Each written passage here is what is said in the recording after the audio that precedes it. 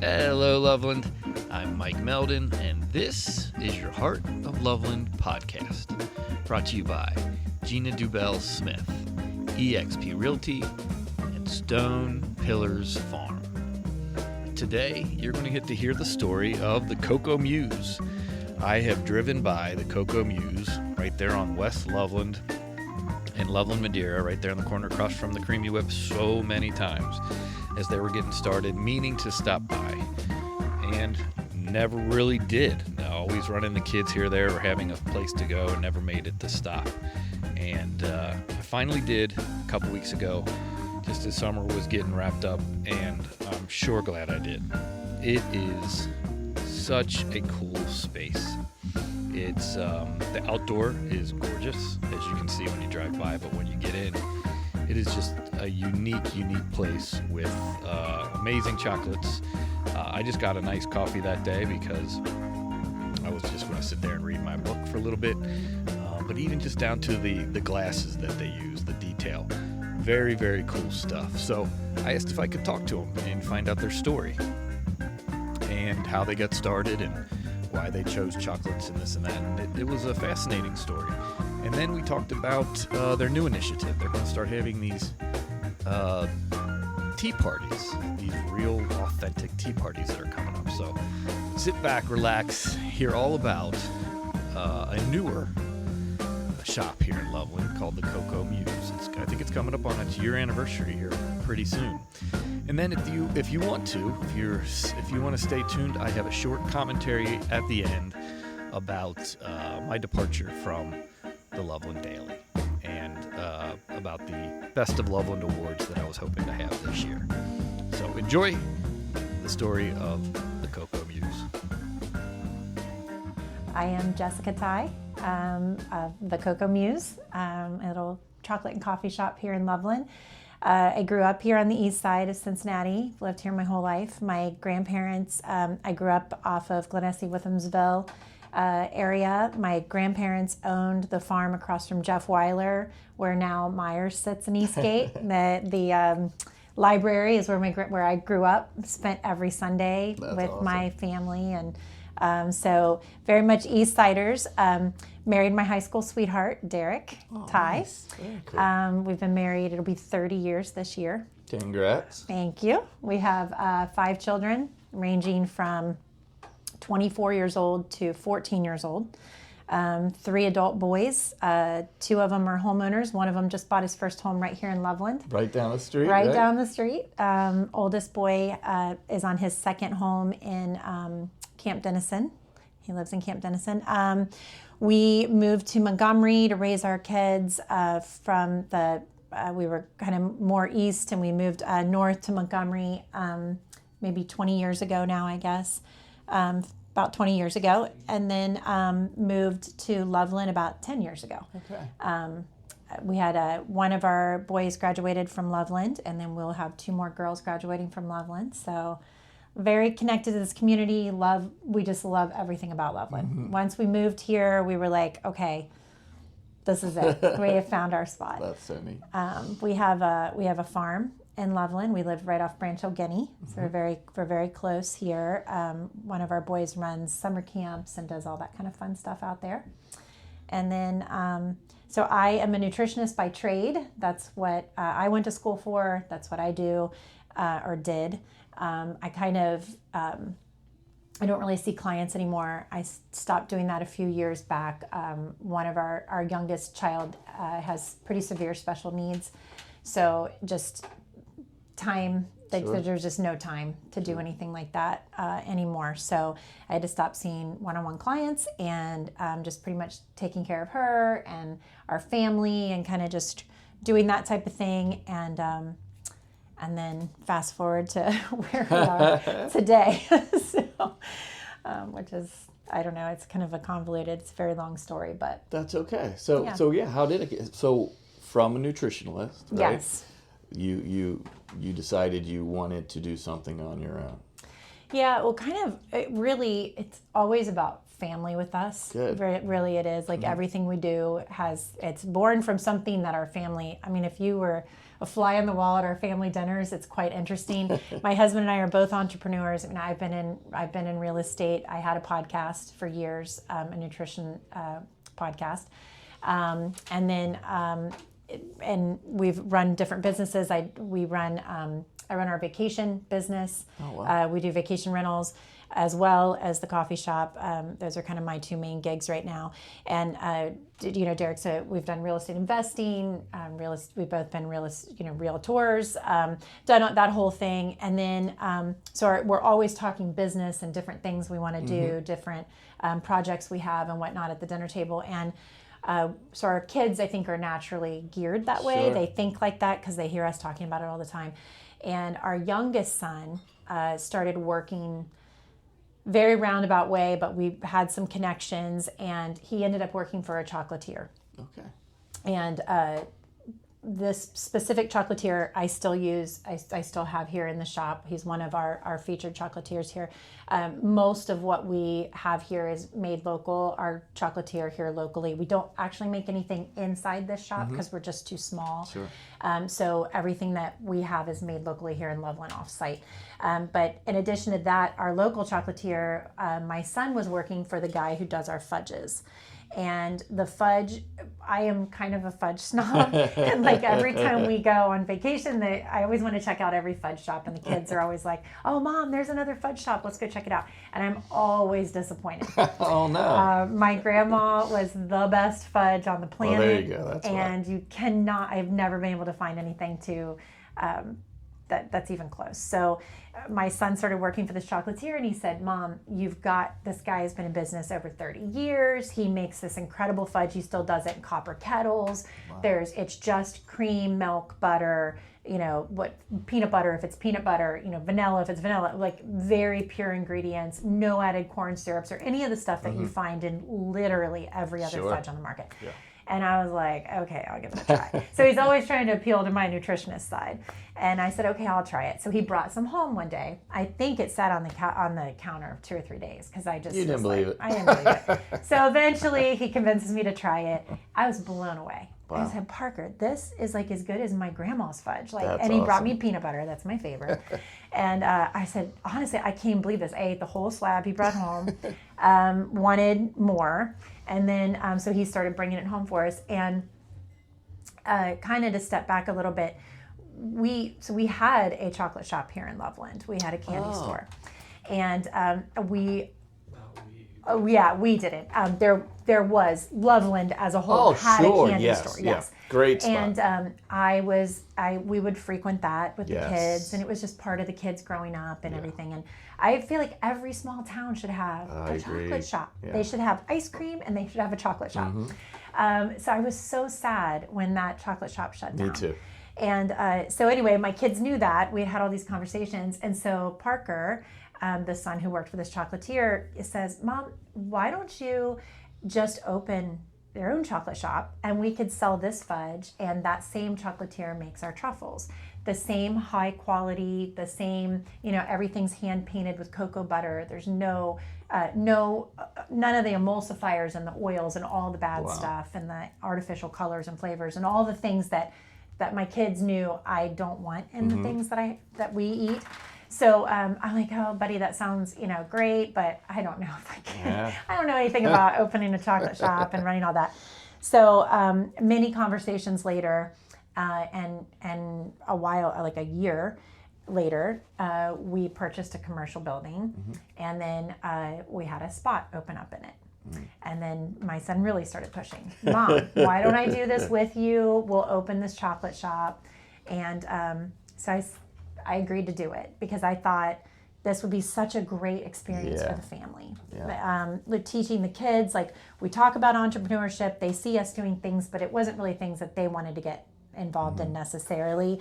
And so they were all like, "Yeah, we'll all work there. We'll all do this with you. This thing." So that's kind of how we started. That's so neat. And you see, they're all, I've only been this second time here, and your two boys were working the first day, and then I just met your son just now, and you're all here a lot of the time, right? Yes, yeah. And one of my daughters works here a lot. I mean, she's here quite a bit. Only my oldest son and our youngest daughter are the only two that haven't. Not yet, so right? Yeah, so we have three that work here pretty regularly. So I was talking to Derek, and Derek told me about the coffees too. So why don't you talk about your coffees? So we did not start off at all expecting to do coffee. Okay. So we were introducing what's called a European sipping chocolate or sipping cocoa. So that is, we think of hot chocolate in America as like Swiss Miss, or whatever. You use a powder or maybe you use a syrup and you make a hot chocolate. But in Europe and pretty much the rest of the world, it's literally a melted chocolate. It's really hot chocolate. It's really hot chocolate, which is super rich and decadent, and I mean, you almost can't even drink a cup of it. So, but it's made with raw cacao, sugar in it. They make like a sipping chocolate. So we were trying to figure out a way to have that in the shop. So we figured it out. We did. We did that, and then we thought, we can add espresso. You can add a shot of espresso to it, because in most of the rest of the world, you can add a shot of espresso. So we thought, no big deal. We'll just get a little espresso machine, and we'll have our sipping chocolate, and we'll offer this drink. And I wanted to have coffee, but we were going to do just French press, just on a limited basis if somebody wants a cup of coffee, because I like to have a cup of coffee with my chocolate. So I thought this would be great. So we reached out to a local roaster, came up with our own blend. I didn't want to use anybody else's. We're very, we really love coffee ourselves. So we thought, we'll just, we're going to create this. We did the same with our espresso bean. Our espresso is different than our coffee. We were very intentional about our coffee and chocolate and espresso, but didn't think it was going to be a big part of the shop. We just thought it'll be an afterthought, but we want it to be a really good one. And so we introduced that, had the sipping chocolate, people were coming in. But as soon as people realize we have an espresso machine, they say, well, do you think you can make me a cappuccino? Do you think you can make me, fill in the blank? So we just started slowly expanding our drink line and learning. We had there's a coffee shop in over the Rhine that I won't name in case he doesn't want to be named, but their top barista, and actually he just won the top barista award in Cincinnati with the coffee show that comes through here. But he's a fan. He comes in here and this is where he gets his coffee. And he said, I'll teach you guys. So he has come in multiple times and worked. He trains our baristas. And he was a top barista at a really great coffee shop in Over the Rhine. So we love him. He's been super instrumental in teaching everybody here. But so we just started getting into it, and we've hired some. We've got some chefs that work here. Some people that have gone to culinary school. We're very.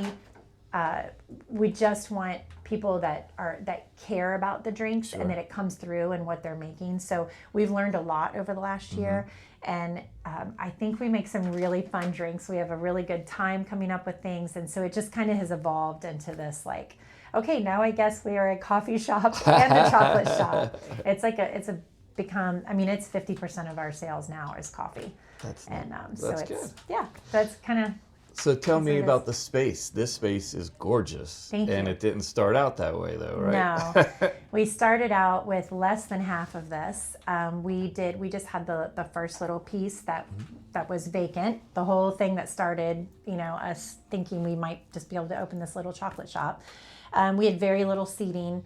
It was, it worked, and we were incredibly grateful to have the space, and people were coming, and it was great. But we were noticing that, especially during the winter when we were busy, you'd have people sitting, like we're sitting here right now, and you'd have lines of people waiting around them. And it was just, I felt uncomfortable for the people sitting in the chairs because, they're trying to have a nice conversation. They've got people standing around them, and then people are coming in the door. They don't know where to go. They don't know where to stand. It was chaotic, to say the least. And so we're like, gosh, we have to fix this. So when this tenant in this space decided that he was moving to a new office, he needed more room. We were like, fantastic. So basically I went to Derek and said, listen. Nice thing that you own the building, huh? Yes. I said, I was wondering if you could put a good word in with the owner, because I would really like to have this space. So, I mean, honestly, it's definitely, if you build it, they will come. Mm-hmm. It's a huge leap of faith. The numbers do not reflect the ability to be able to expand into this space, just to be completely open and honest. Mm-hmm. But we believe that it will grow into the space. It too. So we're taking a leap of faith with that, but we are just so super excited to have this new area. And it's so neat. And the outdoors. I mean, I live up the hill, so I drive past all the time, and I've watched this grow and become more and more too, right? Yes, for sure. And he was telling me you got a mural coming up? Yes. We do. So, and that's an interesting story. It's one of my girls that works here is an incredible artist. And she'll draw on like the cup sleeves and all kinds of fun stuff. And I'm like, Avery, you are so good at this. Like, just amazing. So we had the idea of putting a mural out on the building we try to get involved in as many of the community projects as we can. And the city reached out to us about being involved in the Hearts of Fire weekend for Valentine's. So we had to kind of brainstorm and come up with something that we could be involved with. So we decided to do what we call the Locks of Love. Yeah, like in Europe. Yes, France, it's our shop is, it's a very European inspired, the chocolates, the drinks, everything that we do. Kind of built off the European sipping chocolate idea is where it started. So we kind of just went with that. So we took the Locks of Love. This building is called the Gateway Building because people don't realize that the historic district continues over the bridge from downtown Loveland. We are actually the first building in the historic district. Okay. So they named it the Gateway Building. That's cool. Prior to us having it. So anyway, we just thought, let's run with that theme. Yeah. So we've actually got the Locks of Love. We've got the little display out front on our bike rack currently. But that gate is going to be moved to the side of the building where she is currently creating the mural for us. That is going to be, we actually had the community submit lots of different ideas. I like that. We had several artists. And we just decided what we would do is kind of meld all those together. So we turned that over to Avery. We said, Avery, here's everything that was submitted. Nice. You come up with something. She gave us kind of a little rough drawing. It's really, really good. And she did a great job of including every idea that was submitted to us. So it'll include the railroad tracks. It'll include the river. It includes a little scene of downtown Loveland. I think it's going to be amazing. So when she finishes that, we'll have the gates out there that'll have the Locks of Love. There'll be a cute little bench sitting out there, and it'll be a great backdrop where you can go get photos and just another little way to celebrate Loveland. That's great. So. And now, your new big initiative coming up, I was reading about, looks phenomenal. Tell us about your tea time. So we've had these teas since we opened. Okay. I hooked up with a farmer in Alabama. I was told about what they did and how they make their teas. So all of our teas, we have a huge variety of teas. They're delicious. But all of their teas are, Derek's drinking it now, but we have one strawberry tea, for instance.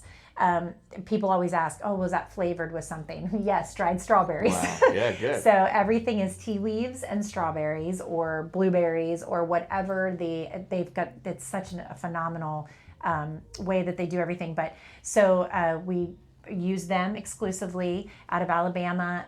We get all of their teas shipped in here fresh, and then we brew them into a concentrate here.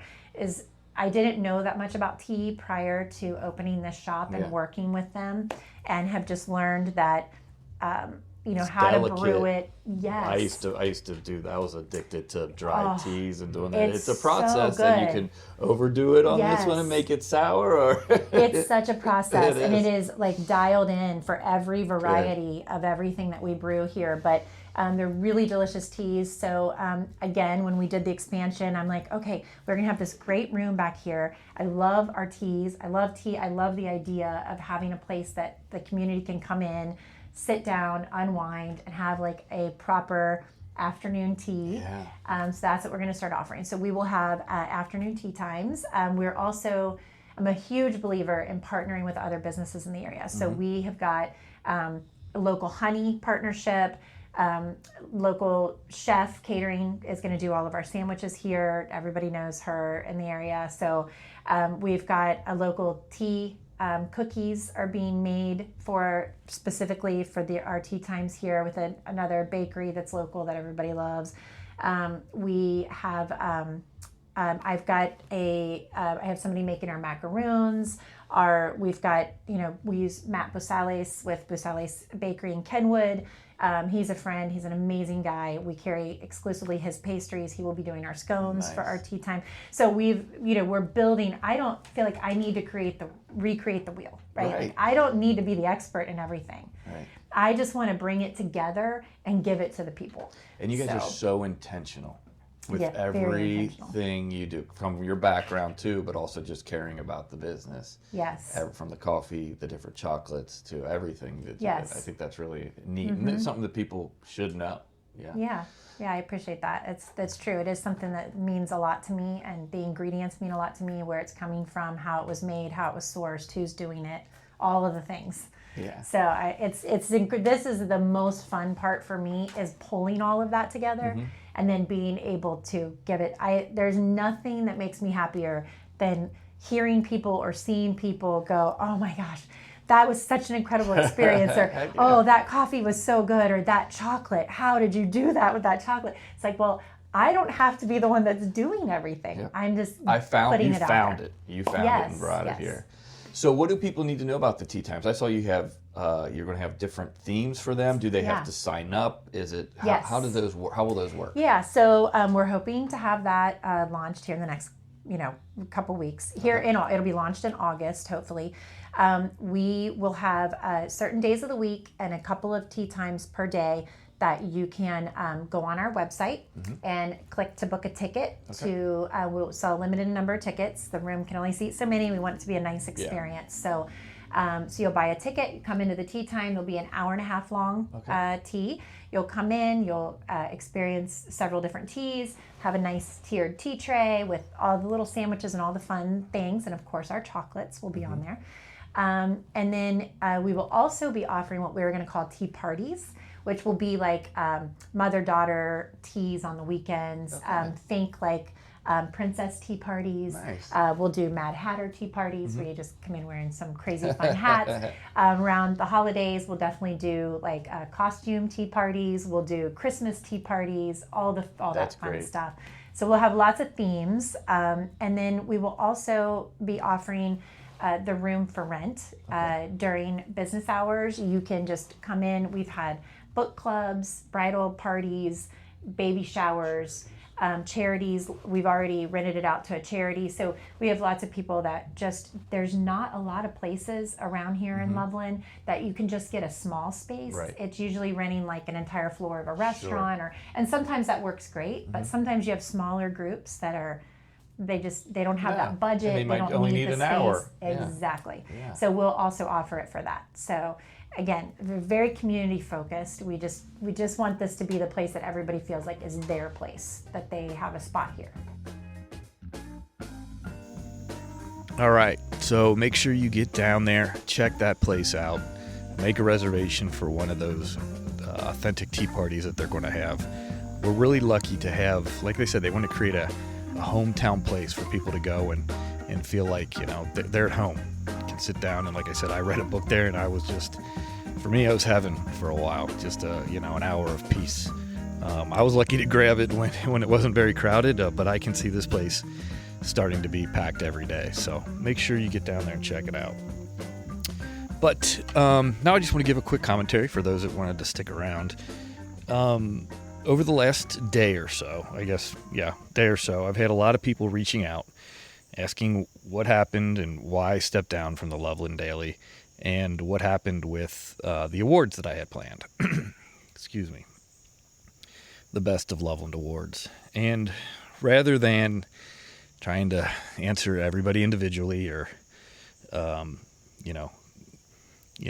talk about this for the next few weeks, I figured that I'd I'd take a few minutes and I'd share my perspective here.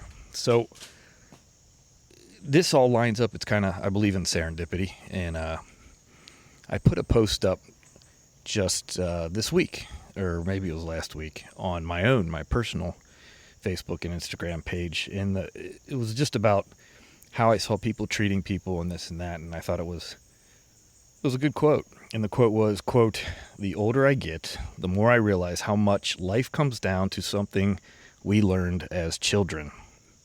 Be kind, make friends, and learn to get along. It's amazing how many adults still let pettiness get in the way of all three," end quote.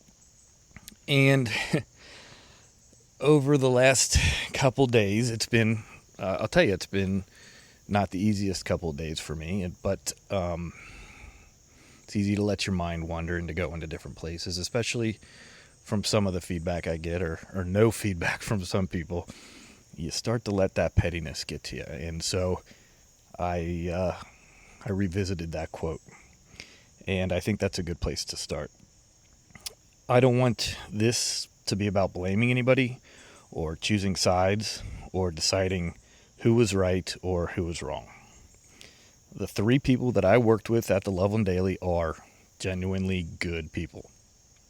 I know they care about Loveland, and I believe that they were trying to do what they thought was right as far as the paper and the direction it was going. But sometimes good people simply don't work well together.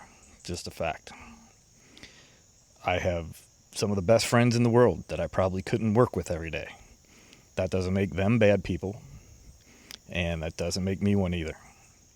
Sometimes personalities, expectations, workloads, and visions just don't line up. And for me, this has been building for a couple months, I'd say. I had taken on a large chunk of the day-to-day work and eventually realized the amount of time and energy I was putting into this just wasn't sustainable for me.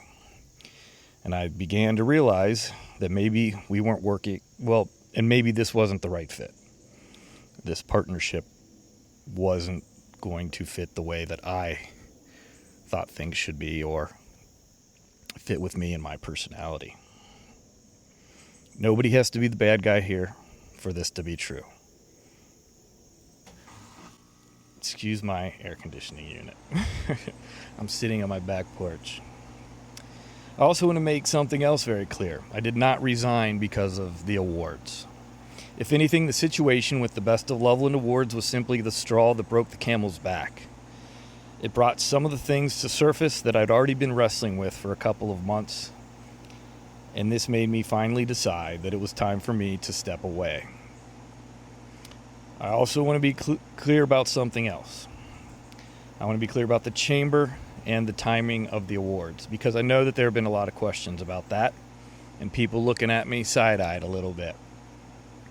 Now, I knew that the chamber traditionally held its awards during this general time of year. That's not a secret. I've been there a couple times. I've actually won one. At the same time, though, because ours were the ones that I was planning on, the Best of Loveland 2026 awards, I believe genuinely that this was the best time for these awards also. It was the appropriate time to do it. I didn't think January was going to be the best time for 2026 awards. This is award season for this type of thing, and actually, serendipity again, or coincidence, I was just on Facebook before I did this, and I saw Monroe County of somewhere doing their Best of Awards also. Because the Best of Loveland Awards were different, I believe the two award programs were so dissimilar, or dissimilar enough, that they could coexist and both do something positive for Loveland businesses and for our community. What I did not know was the exact date the chamber was going to begin its nominations. I had no inside information on that whatsoever.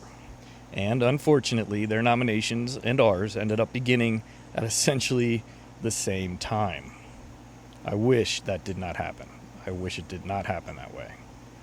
Had I known the exact timing beforehand, I absolutely would have been willing to move ours by a week or two in order to give both programs some breathing room. There was never an intention to compete with the chamber, to undermine their awards, or take anything away from what they were trying to do. It was quite the opposite, actually. The entire reason I wanted to do the Best of Loveland Awards was to celebrate local businesses, recognize neighbors who were doing great things at their work, and help bring more attention and hopefully more business to them. In my mind, we were working towards essentially the same larger mission, supporting Loveland and supporting its local businesses. Now, I understand the timing raised concerns, and I wish we could have looked at it and said, okay, this timing isn't ideal this year, but how can we make it better next year? How can we fix this next year? But the cat was out of the bag, guys. I had already done it. It was already out. It was already started. I was already collecting nominations, and I had already put a ton of work towards this. But like I said, ultimately, the awards weren't really the issue for me. The situation simply made me recognize that the relationship that I was in was no longer the right one for me. So I made what honestly was a difficult decision, and I stepped away. Unfortunately, that also means that the Best of Loveland's awards won't be moving forward. Not because I stepped away. They were making me cancel them anyways, but they are not going forward. That's disappointing because I put a lot of time and energy into creating them, and I truly believe they could have been something positive for our community. But here's the part that matters most to me. I don't want anybody turning this into a feud. I don't consider the people at the Loveland Daily my enemies, and I don't consider anybody at the Chamber my enemy. I hope the people I worked with still consider me a friend. I understand that right now there may be some hurt feelings and that transitions like these can be very difficult, but I genuinely wish them well. We disagreed, things didn't work out, and ultimately I decided it was time to go in a different direction. That happens in life. You can disagree with someone without attacking them. You can walk away from a partnership without wishing for it to fail. And you can be disappointed in how something turned out without becoming overly bitter about it. As for me, I'm going to keep doing what I've always tried to do. That is support this community, tell its stories, help local businesses, make friends, and hopefully have a lot of fun along the way. Because at the end of the day, I keep coming back to that quote. Be kind, make friends, learn to get along. Life's a whole lot better when we can do these three things. Thank you, Loveland. I hope you have an awesome week, and you'll be hearing from me again soon. And special thanks for Terry Cole of Colemine Records and Plaid Room Records right here in Loveland. He allows us to use this special recording of the song Loveland that was recorded live at their record store on April 21st, 2018, and performed by the Delvon, Lemar organ trio. It's an amazing record. Make sure you check it out.